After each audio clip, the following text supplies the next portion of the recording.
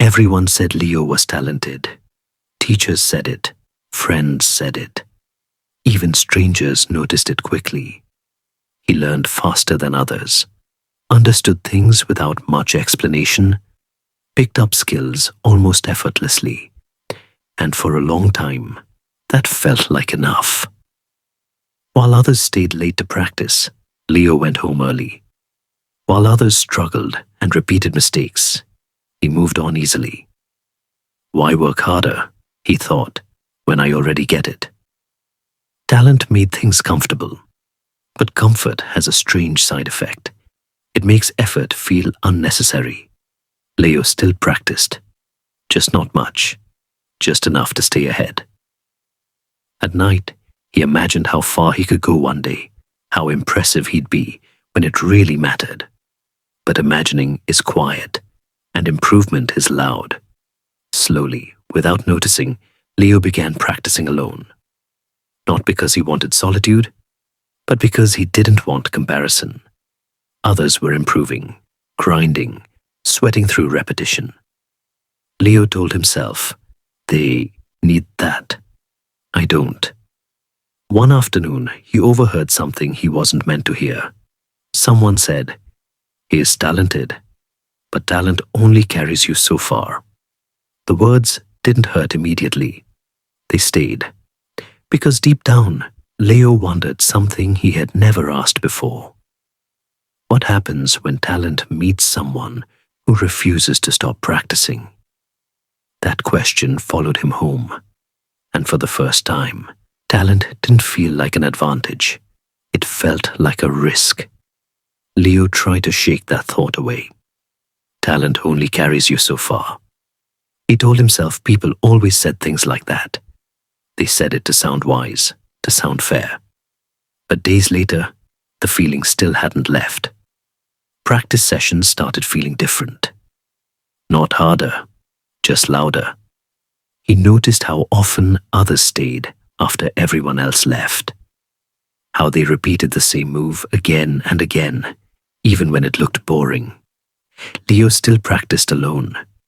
He liked the silence.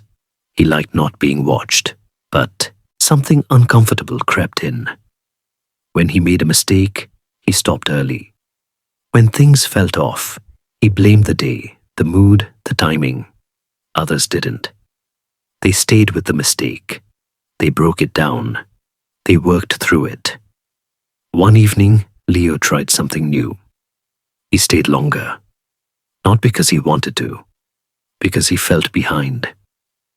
At first, it felt awkward. His movements weren't as clean as he remembered. His confidence felt thinner. He caught himself thinking, I shouldn't be struggling like this. That thought scared him more than the struggle itself, because struggle was something he'd always avoided. Talent had protected him from it, protected him from looking slow, from feeling average, from facing the fact that being gifted didn't mean being prepared. That night, Leo went home exhausted, not physically, but mentally. For the first time, he realized something important. Talent had made starting easy, but it had also made quitting early feel acceptable. And somewhere along the way, practice had stopped being something he owned and became something he escaped. He lay awake staring at the ceiling, knowing one thing for sure now. If he kept practicing the way he always had, someone else would eventually pass him.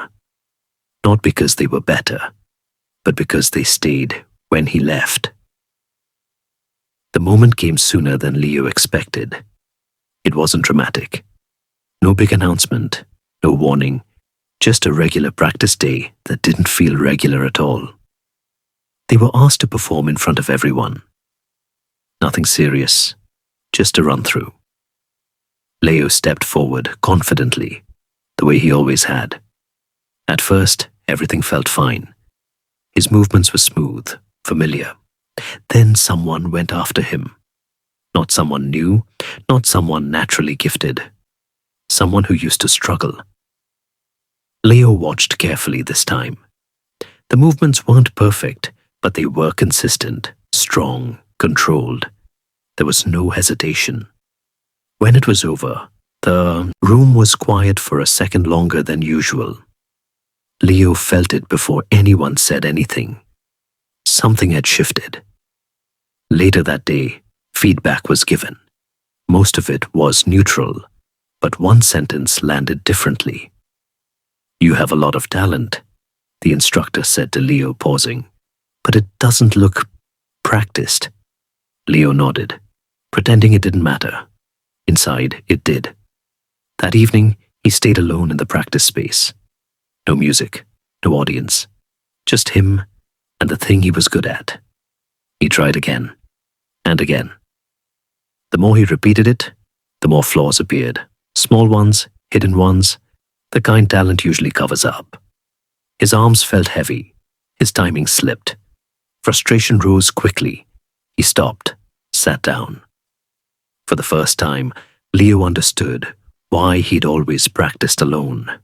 It wasn't independence. It was protection. As long as he stayed alone, he could believe he was still the best. As long as he left early, he didn't have to face how much work he was avoiding. Talent had given him a head start, but it had also given him an excuse. An excuse to stop when things stopped feeling easy. Leo stayed there longer than usual that night, not because he suddenly loved practice, but because walking away felt worse. When he finally left, his body was tired. His pride was quieter, and somewhere beneath the discomfort, a new thought formed. Maybe talent isn't what makes you special. Maybe it's what makes you lazy, if you let it. The next weeks were uncomfortable. Leo stopped practicing the way he used to. Short sessions, easy wins. He stayed longer now. Not every day. Not perfectly. But longer than before. There were days he wanted to leave early. Days when effort felt unfair. Those were the days he stayed. Progress came slowly. Not the exciting kind. The quiet kind you only notice when you look back. Mistakes became familiar instead of embarrassing. Repetition stopped feeling pointless. For the first time, Leo wasn't practicing to protect his image. He was practicing to improve. And something unexpected happened. He started enjoying the work. Not the praise, not the recognition, the process. One evening, he noticed others watching him, the same way he used to watch them. Not with jealousy, with curiosity. Talent was still there. It hadn't disappeared. But now it had support, structure, discipline, time. Leo understood something then that no one had ever told him directly. Talent opens the door. Practice decides how far you walk. He was no longer practicing alone. Not because he needed people, but because he no longer needed protection. And that made all the difference.